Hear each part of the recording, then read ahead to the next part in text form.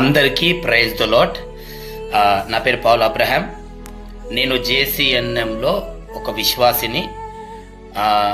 ఈ వీడియో చేయడానికి గల కారణము నాకు చాలా బాధ అవుతుంది. చాలామంది జేసీఎన్ఎం మా చర్చిని విమర్శిస్తున్నారు, అందుకోసం చేస్తున్నాను.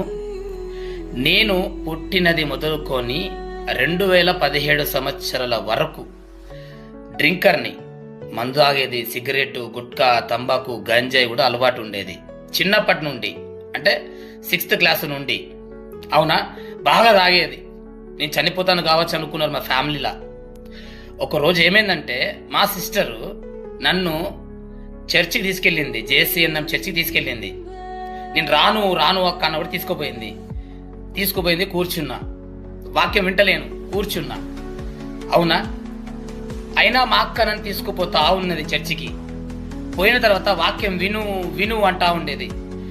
నేనేం చేసినా సరే మా అక్క వినుమంటుంది అని చెప్పేసి విన్నాను. విన్న తర్వాత ఆ మాటలు నాకు నచ్చినాయి, నాకు అలవాటు అయిపోయింది. నేను మళ్ళీ వింటుంటేనే వింట ద్వారా నా మీదకి పరిశుద్ధాత్మ శక్తి వచ్చింది. నాలో ఉన్నటువంటి మందు తాగే బలహీనత, సిగరెట్, గుట్కా, గంజాయి అన్ని అలవాట్లు పోయినాయి. ఆ శాటిలైట్లో ఉండి నన్ను మా పాస్టర్ గారు టచ్ చేయలేదు, ముట్టుకోలేదు, నన్ను చూడలేదు.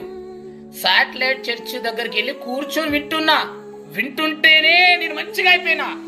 Wow, thank you Jesus. అవునా, థ్యాంక్ యూ జీసస్. కాబట్టి అభిషేకము కలిగి ఉన్న మందిరమును అపార్థం చేసుకోవద్దు, అర్థం చేసుకోండి.